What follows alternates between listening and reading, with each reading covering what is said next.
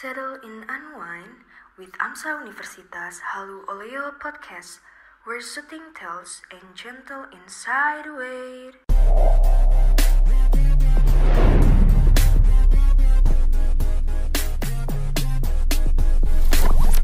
Salutation people of tomorrow, welcome back to AMSA UHO Podcast. Nah, gak kerasa nih teman-teman udah sampai episode 17.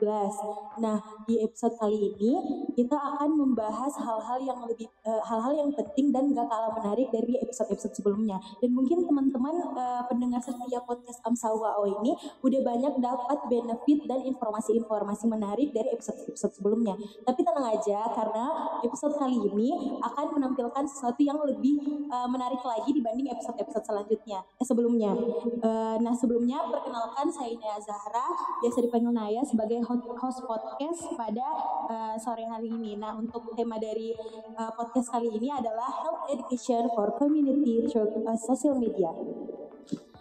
Nah, podcast kali ini tuh bercerita tentang gimana sih awalnya seorang dokter bersosial media dan bisa sampai mengedukasi masyarakat luas. Dan pastinya untuk kali ini AMSA UHO lagi dan lagi menyediakan narasumber yang sangat luar biasa, yaitu Dr. Muhammad Fatur Rahman. Dan untuk menemani aku dan teman-teman semua dalam episode kali ini. Baik, langsung aja kita sapa nih narasumber kita pada hari ini. Baik, halo dok. Halo, selamat sore juga untuk pendengar setia dari podcast AMSA UHO, baik itu di YouTube maupun di Spotify. Ini adalah sebuah rasa terima kasih lah, karena telah disediakan wadah untuk sharing, terutama tentang media edukasi, terutama dalam hal bersosial media. Ya, mungkin bisa dok perkenalan singkat dulu, bagaimana dok? Jadi kalau saya, nama lengkap saya itu Muhammad Fatur Rahman. Saya biasa dipanggil Fatur. Umur saya 25 tahun. Saya alumni dari FK UHO dan saat ini sebagai dokter umum.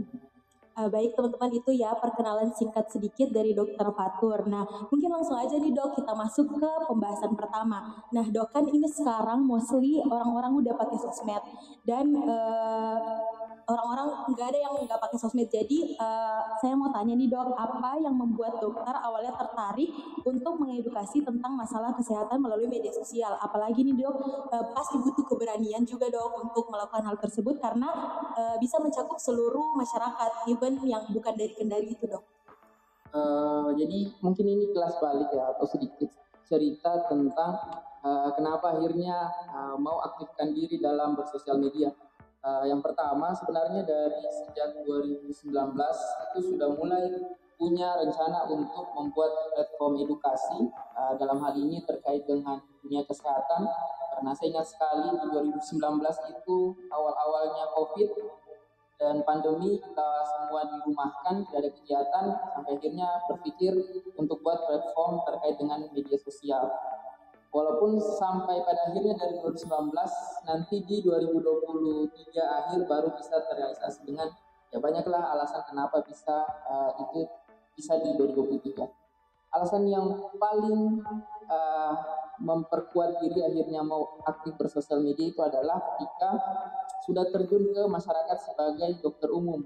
Nah, banyak misinformasi yang dialami oleh masyarakat, dan menurut saya misinformasi ini pasti dialami juga oleh masyarakat lain. Karena saat itu kan saya kerjanya di Konawe, Kabupaten Konawe, dan saya yakin di daerah-daerah lain pasti mengalami misinformasi yang sama. Nah, akhirnya kenapa saya tidak buat media platform untuk sekalian mengedukasi juga dengan masyarakat yang lain. Nah, akhirnya dengan niat awal sudah ada, tambah dengan saat menjadi dokter umum, ya akhirnya bisa terrealisasikan lah untuk buat platform media sosial. Baik gitu ya teman-teman, dari awalnya itu 2019 tapi baru terrealisasi barusan itu karena dokter ingin meluruskan dari mispersepsi yang ada. Dan selanjutnya dok, pertanyaan selanjutnya, kan dokter udah banyak nih edukasi-edukasi tentang kesehatan. Nah, yang kita mau tanyakan di sini, edukasi seperti apa yang telah dokter berikan yang yang dapat menarik dari tanggapan masyarakat terhadap edukasi selama ini? Nah, yang pertama saya ingin sampaikan dulu ke pendengar dan juga masyarakat bahwa kita perlu mengkategorikan informasi itu menjadi tiga. Yang pertama adalah kesalahan disinformasi. Disinformasi itu ketika kita tahu informasi itu salah, tapi kita tetap menyebarkan karena kita anggap itu relate. Kemudian yang kedua adalah misinformasi. Misinformasi itu ketika informasinya itu kita belum tahu benar atau tidaknya, tapi kita sudah sebarkan. Dan yang ketiga adalah malinformasi. Malinformasi itu informasinya benar, contohnya kayak misalnya pemeriksaan direkam medik, tapi karena ada alasan lain, sampai akhirnya disebarkanlah informasinya. Nah, kalau dari pengalaman saya secara pribadi, saya sudah riset dan mencoba beberapa cara untuk mengedukasi. Mulai dari yang pertama itu, saya coba membuat edukasi tentang penyakit. Itu saya jelaskan dari definisi sampai akhirnya penata laksanaan. Dan saat itu ya artinya tidak sampai lah 1.000. Setelah itu saya coba dengan edukasi langsung ke pasien. Jadi saya take videonya itu langsung di pasien tanpa ambil gambar pasien tentunya. Ya itu view-nya lumayan lah, sampai 1.000 sampai 5.000. Sampai akhirnya saya dapat satu formula yang menurut saya ini satu metode yang cukup relate di masyarakat ketika saya itu menarasikan kasus atau penyakit yang saya dapatkan, mulai dari bagaimana pasien itu datang, kemudian gejalanya seperti apa, sampai akhirnya pengobatan dan juga penata laksanaan itu seperti apa. Karena kalau kita lihat media sosial, psikologi masyarakat kita itu cenderung lebih ingin tahu pengobatan, kemudian ingin tahu penata laksanaan, baru ingin tahu penyakit. Jadi misalnya dia cerita, saya gejala ini. Dia ditanya itu apa penyakitnya, tapi langsung kira-kira obatnya apa. Nah, itu yang perlu diluruskan. Artinya dia perlu punya kesadaran dulu dia sakit apa, penata laksanaannya bagaimana, sampai akhirnya pengobatan. Nah, itu yang coba saya narasikan dalam bentuk tulisan, sampai akhirnya ya ini lumayan. Oke, baik, untuk selanjutnya mungkin dok, kan beberapa masyarakat itu udah adalah istilahnya itu pengetahuan turun-temurun kayak tentang kesehatan mereka sendiri, mereka rasa mereka bisa menyelesaikan masalah kesehatannya sendiri. Dan juga sekarang kan udah jor-joran nih dok internet, jadi mereka bisa cari sendiri. Dan mungkin kalau misalnya mereka udah dapat dan mereka tanamkan itu di pikirannya mereka sendiri dan belum tentu benar. Dan mungkin pas dokter mengedukasi adalah mungkin pihak-pihak atau oknum-oknum yang pro kontra akan hal tersebut. Jadi mungkin bagaimana tanggapan dokter mengenai hal tersebut? Prinsipnya saya adalah akan kemudian lupakan. Saya tidak mungkin bisa untuk mengeneralkan bahwa semua orang itu akan terinfluence dengan apa yang saya sampaikan. Karena pasti ya begini, psikologi masyarakat kita yang jelek itu adalah mereka itu hanya mau mendengar informasi yang menurutnya relate dengan dirinya. Yang paling jauh adalah ketika ada berita tentang merokok itu ada 5 manfaat merokok. Nah, itu yang menjadi sebuah alasan orang-orang karena menurut mereka itu relate dengan dirinya, karena mereka merokok ada ternyata manfaatnya. Nah, itu yang digaung-gaungkan. Padahal kan sebenarnya informasi itu harus dilihat dari banyak sisi, bukan hanya dari satu sisi. Kemudian yang kedua, kalau teman-teman lihat tren saat ini per 2023 saja, itu ada sekitar 2.300-an kasus lah hoax di bidang kesehatan. Jadi peringkat pertama, kedua itu pemerintahan, ketiga itu politik, dan yang keempat itu pendidikan. Jadi kesehatan itu menempati peringkat pertama terkait dengan masalah hoax. Nah, makanya saya itu berprinsip bahwa salah satu cara untuk menekan angka hoax adalah membuat sebanyak-banyaknya berita yang real. Jadi kalau ada 10 hoax, kita harus buat 10 berita faktanya. 10 berita tentang kesalahan, kita buat 10 berita tentang kebenaran. Karena menurut saya itu adalah salah satu cara untuk menekan angka hoax. Dan kalau kita lihat pun datanya saat ini, yang pertama media sosial tempat hoax terbanyak itu adalah WhatsApp. Kedua adalah Instagram, ketiga adalah Facebook, dan keempat adalah TikTok. Ya mungkin TikTok karena masuknya belum terlalu lama ya, seperti WhatsApp, Instagram, dan Facebook, makanya dia peringkat keempat. Tapi tetap media sosial ini yang menjadi tempat hoax itu akhirnya banyak. Nah, betul-betul setuju banget untuk pendapatnya dokter bahwa masyarakat-masyarakat Indonesia itu belum terlalu menanamkan mindset yang mempercayai hal-hal yang benar. Jadi kalau menurut dia itu benar walaupun ada yang salah, tidak melihat kedua sisi yang sebenarnya. Baik, selanjutnya mungkin dok, menurut dokter isu kesehatan apa yang paling menarik dibahas dan mengait peminat pembaca ataupun penonton, dan kenapa? Kalau ditanya ke masing-masing influencer atau masing-masing orang yang berkecimpung di media sosial dalam hal ini edukasi, ya tentu semua punya alasan kenapa dia memilih kasus ini. Nah, saya hanya berpatokan pada apa yang saya dapat. Saya itu mulai sadar dan paham betul bahwa masyarakat kita itu tertarik pada hal-hal yang dianggap relate dengan kehidupan. Nah, makanya kalau ditanya fokusnya ke apa, ya fokusnya saya hanya di kasus-kasus yang menurut saya relate ke masyarakatan, kemudian relate juga yang banyak saya dapatkan di IGD tempat saya jaga, dan itu yang saya influenskan atau itu yang saya edukasikan ke masyarakat. Artinya setidaknya mereka tahu bahwa oh ini penyakitnya ini penanganannya ini, dan ini pengobatannya seperti ini. Dan ini yang mungkin karena media sosial yang sudah terlalu luas, media sosial yang terlalu memudahkan kita tinggal searching saja gejala ini, ya sudah muncul pengobatannya, sudah muncul penata laksanaannya, sudah muncul prognosisnya akan seperti apa. Tapi dengan kita bisa menginfluence dan menjelaskan serelate mungkin. Jadi saya ambil contoh saya yang pertama, saya misalnya tidak pernah alami dispepsia atau nyeri ulu hati, siapa yang tidak pernah mengalami demam, atau siapa yang tidak pernah mengalami nyeri perut, siapa yang tidak pernah mengalami nyeri kepala. Nah, itu yang coba saya influenskan atau ceritakan, tapi tetap masih banyak kasus-kasus lain yang juga saya angkat dalam platform media sosial. Oke, baik. Jadi aku di sini highlight sedikit ya dok. Jadi dokter ini menjelaskan sesuatu yang relate banget nih di kehidupan masyarakat supaya masyarakat itu lebih tertarik dan juga oh ternyata begini ya, ternyata pernah mengalami hal ini, oh ternyata obatnya ini ya, kayak gitu. Nah yang selanjutnya itu dok, yang saya mau tanyakan menurut dokter kan dulu itu pernah adanya untuk edukasi masyarakat itu mungkin lewat penyuluhan, lewat pamflet-pamflet, dan yang saya mau tanyakan dok, apakah dengan adanya media sosial ini lebih efektif daripada cara yang lama atau malah sebaliknya? Ada sebuah istilah atau teori dalam media sosial yang menyebutkan seperti ini. Media sosial itu layaknya ubiquitous atau dia itu ada di mana-mana, dan juga verdified. Verdified itu artinya dia itu mampu untuk menggapai ranah terkecil atau tersempit apapun dalam kehidupan kita, selama dia punya medianya, HP-nya, dan selama dia punya digitalnya. Dan tren saat ini banyak orang itu lebih senang untuk ketika sesuatu itu divisualisasikan, lebih senang kalau dia mungkin bergerak, berbicara, mengeluarkan suara,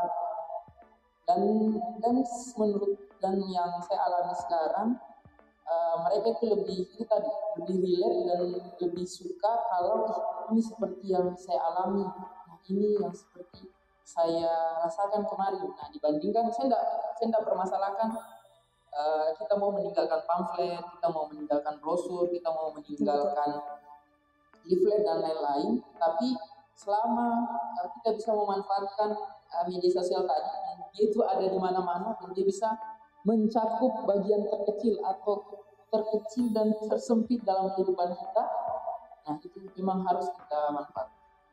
Nah, betul banget, setuju sih, karena yang seperti tadi dokter bilang tadi kan udah banyak hoax-hoax atau mitos-mitos, dan dengan adanya media sosial juga ini justru kita lebih mudah untuk meluruskan hal-hal tersebut supaya tidak banyak masyarakat yang mispersepsi, dan juga masyarakat bisa lebih aware lagi karena gampang dicapai informasi-informasi terkait kesehatannya.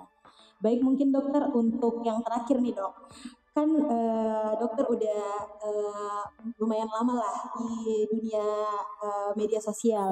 Nah mungkin dok bisa dibagi sedikit apa aja tips and trick dokter untuk pendengar yang mungkin tertarik untuk menjadi influencer-influencer, mungkin pendengar podcast AMSA ada influencer-influencer lagi dok yang mau mencoba. Jadi mungkin bisa dikasih tipsnya mulai dari pemberian materi yang menarik, tapi akurat dan nggak monoton dok. Terus juga bisa juga diberikan tips untuk mencegah penyebaran hoax. Jadi pertanyaannya dua ya. Yang pertama itu tentang bagaimana nih kita buat niat dan persiapan sampai akhirnya bisa dikategorikan sebagai orang yang menginfluence atau memberikan manfaat terkait dengan informasinya. Kemudian yang kedua mungkin saya sedikit ubah pertanyaan, mungkin lebih ke bagaimana cara kita bermedia sosial yang baik. Nah, yang pertama untuk langkah awal, saya itu kemarin sampai akhirnya mulai ingin aktif bersosial media. Yang pertama saya itu research selama sebulanan lah tentang bagaimana psikologi masyarakat tentang sosial media. Kemudian yang kedua saya pun mengambil platform, saya kan tidak terlalu aktif di Instagram, di Facebook ataupun di WhatsApp, saya hanya pakai TikTok sebagai media platformnya, karena saat itu setelah saya riset orang-orang TikTok itu kayaknya lebih slow dibandingkan orang-orang Instagram. Dan ya kita lihatlah konten-konten Instagram itu perfect cool, kemudian mulai dari color gradingnya, mulai dari semuanya lah. Tapi kalau di TikTok saya rasa orangnya lebih slow, mereka lebih santai ketika ya apa adanya terima materi. Terus menurutku di TikTok kita bisa lebih menjaga privasi kita. Walaupun kita pakai akun pertama kita anonim, ya kita tidak malu untuk bertanya ini keluhannya, ini apanya. Dan saya bilang, oh ya kayaknya saya pakai TikTok. Sampai setelah sebulan research, kemudian siapkan alat dan bahannya yang perlu digunakan untuk konten, ya saya ikut kelas sebulanan lah. Tapi itu hanya beberapa kali pertemuan tentang bagaimana itu caranya untuk menginfluence. Jadi dipelajari semua, mulai dari algoritma TikToknya seperti apa, pelajari jam-jam harus uploadnya itu bagaimana, terus membuat openingnya itu seperti apa, ditutup dengan kata apa, kemudian kalau misalnya ditarget oh ini view-nya harus segini, tidak sampai view-nya, dievaluasi salahnya di mana. Jadi se-prepare itu untuk memang niatkan untuk menginfluence. Karena yang pertama saya rasa kita di Kendari ataupun di Sulawesi Tenggara kita belum punya atau belum ada lah beberapa orang yang ingin mencoba menjadi orang yang bisa menjelaskan hal ini ke masyarakat. Nah, jadi yang pertama kalau saya ya persiapannya mulai dari diri dan juga bagaimana mempersiapkan untuk kontennya. Terkait ide, menurut saya lakukan dulu, karena seiring berjalannya waktu seperti saya pun ya idenya berubah-berubah terkait dengan audiens atau masyarakat nantinya mau terima seperti apa. Yang pertama. Kemudian yang kedua ya karena kita ingin menginfluence, maka yang harus kita latih adalah public speaking. Bayangkan kita itu mempelajari sebuah kasus, kita itu hanya mau menyampaikan dalam waktu 1 menit 30 detik. Jadi inti-inti apanya lah kita harus sampaikan ke masyarakatnya. Jadi ya butuh sebuah kesiapan bagaimana caranya public speakingnya, bagaimana caranya untuk cari jurnal-jurnalnya, kemudian dikumpulkan dan dibuat serelate mungkin dengan masyarakat. Sama yang ketiga prinsipnya tadi, lakukan dan lupakan. Di awal-awal ya siapa sih yang tidak ada rasa malu ketika harus berdiri di depan kamera bicara terus diedit, upload, kemudian dan itu konsisten. Jadi saya dulu di awal-awal itu sekitar 6 bulan lah saya aktif di media sosial. Di awal-awal itu saya bahkan sehari itu upload 3-4 konten. Nah itu tujuannya hanya agar dibaca algoritma TikTok bahwa oh ini konten yang ingin grow up, akunnya ini ingin besar atau akunnya ini ingin aktif nanti. Jadi memang ya konsisten itu penting juga. Kemudian yang kedua, bagaimana caranya kita agar bisa sehat dalam bersosial media. Nah, kalian pernah berpikir tidak bahwa kadang baiknya sosial media itu adalah jika kita menonton hal yang relate dengan kita, itu menganggap ada orang yang sama dengan perasaan dan akhirnya kita merasa ada ternyata yang perasaannya seperti ini. Nah, tapi di sisi lainnya ketika itu tidak relate, justru itu akan buat makin down, makin jatuh. Nah, kemudian yang kedua ya tadi masalah hoax. Nah, makanya kalau saya ingin saran ke ini semua pendengar setianya podcast AMSA UHO, baik yang di dokteran ataupun non medis, ini penting untuk kalian. Yang pertama, harus bisa untuk membaca full berita yang disampaikan.